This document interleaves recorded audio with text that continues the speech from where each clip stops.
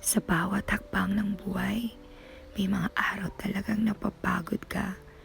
Yung tipong gusto mo na lang sumuko, huminto at kalimutan ang lahat ng pinaglaban mo. Pero tandaan mo, hindi masamang mapagod. Hindi ka mahina kapag nagpahinga ka. Ibig sabihin nun, tao ka at kailangan mo rin ng pahinga. Pikit ka muna, huminga at dami ng katahimikan.